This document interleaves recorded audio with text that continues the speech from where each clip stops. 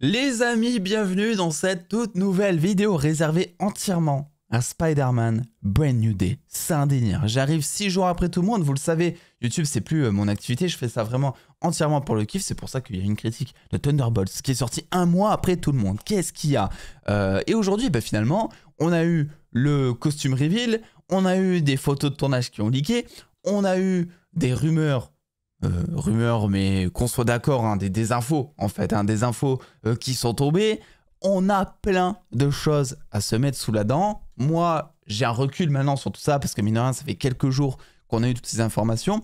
Et vous allez voir, ça m'a permis de retourner ma veste, notamment sur un certain point, et de le prendre beaucoup plus en considération de manière positive par rapport à ce que je vous avais dit précédemment concernant Spider-Man Brand New Day. Avant d'entrer dans les détails, j'ai envie de te dire globalement quelque chose qui selon moi n'est pas assez souligné et qui est super intéressant. C'est le fait que Spider-Man, même dans une MCU fatigue, dans une super-héros fatigue, là où on pourrait croire aujourd'hui que plus rien ne fonctionne, et bien aujourd'hui, même si tu as un Spider-Man dans tout ça qui arrive, qui te sort un costume reveal avec Tom Holland dedans, tu vois, et ben ça casse Internet. Et moi, ça me fait plaisir, tu vois. Parce qu'en fait, il y a tout Internet qui se rassemble, qui se retourne et qui crie au « Oh, c'est le meilleur costume depuis Endgame ». J'exagère, c'est pour la vanne, mais vous avez compris, pour rien, en fait. Parce que clairement, le costume, ok, il est sympa, tu vois, il n'y a pas de souci. Mais franchement, les précédents costumes de Spider-Man étaient déjà très cool, moi je trouve, tu vois. Bon, là, oui, on est plus sur le costume fait main, rouge et bleu, comics accurate, etc. Mais en soi, je trouve que les précédents costumes, en soi, avaient aussi leur côté comics accurate. C'était pas non plus vraiment aux antipodes de ce qu'on attendait physiquement d'un Spider-Man. Et tu vois, c'est assez amusant de voir tout Internet qui débat, qui analyse les fibres du costume, etc. Alors que tu vois, il n'y a pas vraiment d'énormes changements, finalement. C'est pas comme un Superman avec une nouvelle itération, un nouvel acteur, où là, ouais, tout Internet va se retourner pour savoir si c'est mieux avec le slip, sans le slip, pour analyser le nouveau costume sous toutes ses lignes et nouvelles directions, la nouvelle direction artistique, etc. Là, Spider-Man arrive, il peut faire n'importe quoi, ça casse Internet. Et je voulais souligner ça avant toute chose, parce que je trouve que c'est trop bien. Je trouve que ce personnage rassemble toujours autant. C'est vraiment un personnage, c'est un bonbon. Voilà, c'est un bonbon, Spider-Man. Et moi, je suis trop content de voir qu'aujourd'hui, même dans toute cette fatigue, dans toute cette lassitude, parce qu'elle est là, il y a des gens qui sont là pour Spider-Man. Et moi, je serai là pour Spider-Man, les gars. Je vais aussi du coup vous parler forcément du costume et après je parlerai des méchants, du méchant principal potentiellement et de tout ce qu'il y a avec. Donc le costume, bon j'adhère hein, forcément, moi ce que j'apprécie le plus sur ce costume c'est même pas les lignes en 3D et tout, c'est vraiment le bleu voilà, le bleu qui est un peu plus pétant, qu'on avait déjà vu à la fin de No Way Home, mais qui était en full CGI. Là, ça fait plaisir de voir que c'est pas l'effet CGI qui rend le bleu pétant et qu'on va vraiment avoir des couleurs flashy pour un Spider-Man avec un beau bleu, un beau rouge. Oui, les lignes sur le costume sont en 3D, en relief, à la Sam Raimi, et ça fait plaisir aussi, on va pas se mentir. D'ailleurs, j'ai adoré toute la vidéo d'introduction du costume, la toute première de Sony, qui me fait clairement rappeler le générique de Spider-Man 1.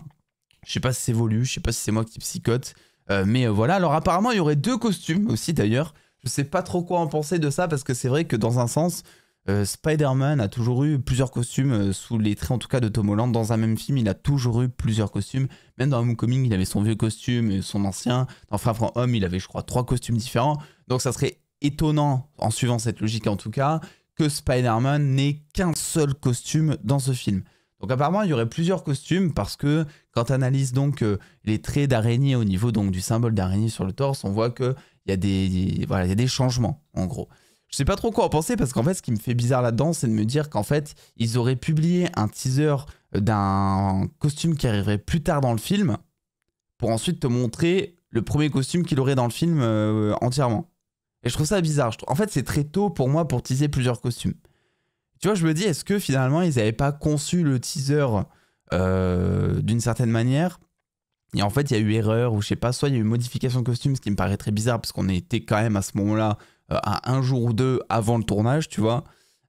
Soit tout bonnement, en fait, ils voulaient faire le reveal du costume de Spider-Man qui arriverait plus tard. Mais ils se sont dit au dernier moment que c'était peut-être mieux de faire le reveal du costume sous Tom Holland avec le costume symbolique de l'araignée. Tu vois, le vrai, le rouge et bleu, etc. Je sais pas trop quoi penser de ça. Franchement, je sais pas trop quoi en penser. Moi, il y a un truc qui me dérange sur le costume. Je saurais pas vous dire pourquoi, c'est l'araignée. L'araignée, je la trouve très fine, en fait. En fait, voilà, j'ai su. J'ai su vous expliquer pourquoi. Ça fait 2 jours que je me dis, putain, mais c'est quoi qui me dérange avec l'araignée? Je pense que c'est ça. Je pense que c'est l'araignée que je trouve très fine. Elle est très classe et tout, mais je trouve que quand... Enfin, je sais pas. Elle est... Je sais pas trop comment expliquer. L'araignée me dérange au sens d'être trop basse ou... Je sais pas. Je la trouve... Le costume, je le trouve très chouette, attention. Mais l'araignée, voilà, je la trouve très basse. À côté de ça, donc, il retrouve ses anciens lance-toiles, apparemment, hein, qu'il avait dans Civil War, je crois. Hein, c'est ses costumes qu'il fabriquait, enfin, c'est lance-toiles qu'il fabriquait lui-même. Le masque, quant à lui, n'a pas énormément bougé. Alors, ce qui est cool, par contre, c'est que sous le masque, vous savez, tous les acteurs de Spider-Man, ils ont une espèce de coque, je vais appeler ça comme ça, pour vraiment que le masque, en fait, ait la forme d'une tête ronde. Je sais pas si vous avez déjà essayé de mettre un masque Spider-Man. Voilà, ça rend pas pareil quand tu mets un masque juste sans coque dessous.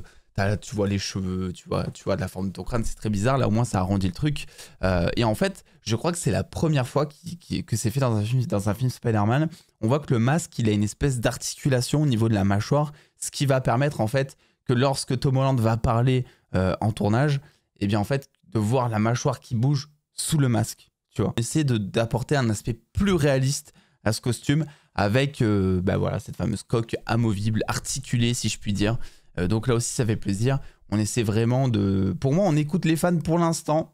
De ce que je vois du tournage et des photos et tout, c'est un film, pour une fois, qui est à l'écoute de sa communauté. J'ai envie de dire, c'était pas compliqué. Ça fait 6 ans qu'on dit les mêmes trucs. Mais voilà, pour l'instant, ça sent très bon si on aime Spider-Man, quoi. Le costume, pareil, il est impeccable. Et Tom Holland, c'est vrai que forcément, il a un peu vieilli, tu vois. Mais ça me dérange pas. Là, on arrive enfin à un Spider-Man qui va être normalement un peu plus mature, un peu plus adulte. Ouais, je trouve que Tom Holland fait enfin adulte dans ce film Spider-Man. C'était pas le cas forcément dans No Way Home où il était encore un peu en mode ado. Là, il fait adulte. Et pour moi, on va clairement là où on veut aller, là où on doit aller dans les films Spider-Man. Notamment avec tous les personnages qui sont présents. Et là, je vais y avoir un mini retournement de veste. Parce que, vous le savez, sinon je vais vous faire le récap un peu de ce que j'en pense. Je vous ai parlé du Punisher récemment en vidéo. Et je vous ai dit que pour moi... c'était le pire personnage à mettre dans un film Spider-Man parce que Punisher, vous le connaissez, il n'y a pas un épisode où il n'y a pas du sang sur sa gueule, etc. Et mettre ça dans un film grand public comme Spider-Man, t'es obligé, honnêtement, de dénaturer le personnage. Chose qui va être le cas, tu vois. Mais avant, c'est vrai que je m'arrêtais vraiment là-dessus. Et je me suis dit, putain, en fait, ils auraient pu caster n'importe quel autre personnage, ça l'aurait fait tout autant. Voilà. Et finalement, même si je pense toujours ça, attention. Là, on a eu l'annonce de plusieurs méchants. Tombstone, Tarantula, Boomerang, Scorpion, le retour, ça fait plaisir. Ramrod, sans parler du méchant principal dont on parlera plus tard.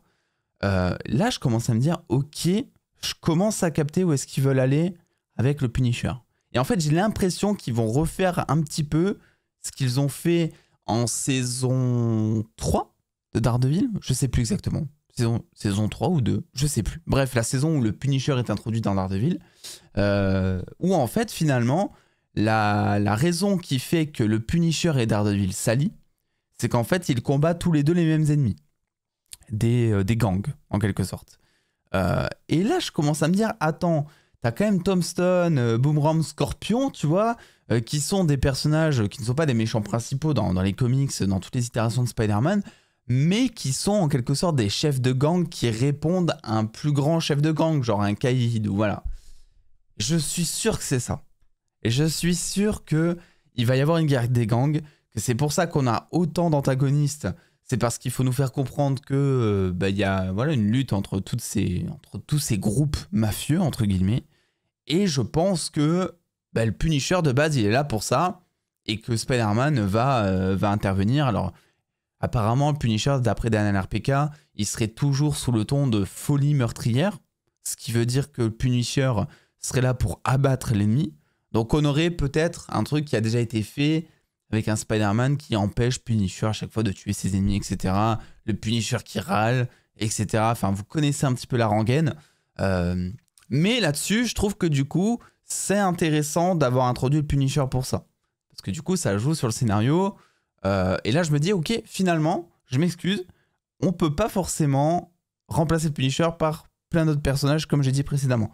Même si, je regrette quand même qu'il soit là dans un film Spider-Man, parce que on sait qu'il sera jamais violent comme il doit être normalement, quoi, voilà. Donc ça, déjà, c'était pour mon petit retournement de veste. Et un retournement de veste qui fait plaisir. Vraiment, on verra. Même si apparemment le Punisher a été augmenté. Hein. D'ailleurs, il y a eu le costume reveal là aussi pour son special. Voilà, ça déboîte. Forcément, bon, c'est un Punisher, hein, mais ça déboîte quand même. Et le Punisher qui sera donc augmenté pour pouvoir combattre Hulk, Spider-Man et tous les autres méchants qui seront présents. Là aussi, je sais pas trop quoi en penser parce qu'en fait, je me dis, ok, c'est intéressant. Oui, c'est comme dans les comics, etc. Moi, vous le savez, les comics, pour moi, c'est jamais un trop bon référentiel de comparer ça aux comics parce qu'en fait, tout existe dans les comics et tu peux tout mélanger. Tu peux très bien dans les comics avoir sur la même page un Punisher violent et un Spider-Man, chose que tu ne peux pas faire au cinéma parce que grand public et parce que autre médium, quoi, voilà. Donc, c'est pas vraiment un bon référentiel pour moi. Mais concernant un Punisher qui va prendre en attirail pour pouvoir affronter Hulk et Spider-Man, pourquoi pas, tu vois? D'un côté, je me dis, ben finalement, on revient aux sources de ce qu'est Spider-Man avec un costume moulant, fait main, cousu main, etc. On abandonne tout son côté technologique. Mais imaginez si le Punisher, d'un coup, il obtient une armure d'Iron Man, il a pas en noir, il met un crâne dessus, il défonce du Hulk avec. Ça peut donner quelque chose. À voir. À voir, franchement, au moins, ça serait quelque chose qui n'a jamais été fait. Tu vois, concernant le Punisher. À voir, ça peut être très spectaculaire au cinéma à regarder et très intéressant. On va parler de Zendaya. Zendaya qui a été confirmée par Daniel RPK pour être présente dans Spider-Man Brand New Day. On sait aussi qu'il y aura l'acteur de... Oula, mais comment il s'appelle déjà cet acteur? Ned, voilà. J'avais carrément oublié le nom de son personnage. Donc on sait aussi qu'il y aura Ned, hein, il a confirmé l'acteur sur Instagram. Et donc Zendaya qui aura un rôle mais beaucoup plus minime que dans les précédents Spider-Man. Et c'est tant mieux. Et c'est normal. Puisqu'après tout, ça y est, ils ne sont plus amoureux, entre guillemets. D'ailleurs, elle est déjà présente sur le tournage, même si elle ne tourne pas encore ses scènes, pour soutenir son dulciné. Voilà, j'ai trouvé ça mignon. Bref, et nous allons enfin parler de cette fameuse séquence qui a été tournée à Glasgow, qui a fuité, qui a été le premier truc qui a fuité du tournage. Une séquence qui serait apparemment très spectaculaire entre Spider-Man, le Punisher et une milice, j'imagine. On a pu apercevoir un espèce de tank, un blindé en tout cas, avec un logo rouge qui fait énormément penser à un tank des démons. Et donc c'est là où beaucoup sont persuadés que ça va être du Mister Négatif. Et en soi, ça pourrait être, ça serait logique que ce soit Mister Négatif. J'aime bien l'idée en tout cas. Vous allez voir que je vais me faire aussi avocat du diable après. Parce qu'en fait, Mister Négatif, il a aussi la faculté de pouvoir contrôler les esprits. Et ça justifierait qu'on ait un Hulk contre un Punisher. Et ça justifierait le fait aussi qu'on ait un Hulk violent. Parce qu'en soi, aujourd'hui, tu me mets un Hulk dans un film Spider-Man, je te dis ouais, pourquoi pas, mais scénaristiquement parlant, ben on n'aura jamais un Hulk sauvage parce que là où on s'est arrêté dans le MCU, Hulk est en mode prof Hulk, tu vois. Donc soit on trouve un moyen scénaristique de te retransformer prof Hulk en Savage Hulk, voilà. Sachant que ça a déjà été fait, hein. Ils peuvent le faire vraiment en 2 secondes. Ils l'ont vraiment fait dans les précédents films où ils ne nous ont pas montré la transition entre le Hulk de base et Prof Hulk. On a de suite découvert Prof Hulk avec un Bruce Banner qui nous expliquait très vite fait comment il en était arrivé là. Mais sinon, tu as cette solution d'un Mister Négatif qui compterait dans ses plans d'avoir Hulk en mode gros mercenaire qui contrôlerait son esprit. Et là, tu peux avoir un Hulk qui défonce absolument tout sur son passage. Ce qui serait giga intéressant parce que jusque-là, en fait, je ne comprends pas la place de Hulk dans le film. Le Punisher, voilà, j'ai fait un lien. Spider-Man, évidemment, j'ai fait un lien. Les autres méchants qui sont potentiellement dans le film, comme Scorpion, Tarantula, etc., j'ai fait un lien, tu vois, Mafia, etc. Mais Hulk, tu sais, c'est un peu mon gros point d'interrogation. Qu'est-ce qui vient foutre dans tout ça? Et je pense qu'effectivement, si le méchant, c'est bel et bien Mister Négatif, ben, ça ferait partie du plan de Mister Négatif que de contrôler Hulk et de s'en servir comme arme, en fait, pour défoncer du héros ou faire diversion pendant qu'il lui fait d'autres trucs à côté. voilà, ce genre de truc. Donc ça serait giga intéressant. Donc à cause de cette photo, beaucoup se sont dit ça va être Mister Négative, chose qui pourrait totalement être le cas, hein, vraiment. Mais moi je me méfie toujours, voilà, parce que Sony, parce que Marvel, parce que voilà. Et je me dis, attends, on est potentiellement dans une histoire où il va y avoir des guerres de gangs.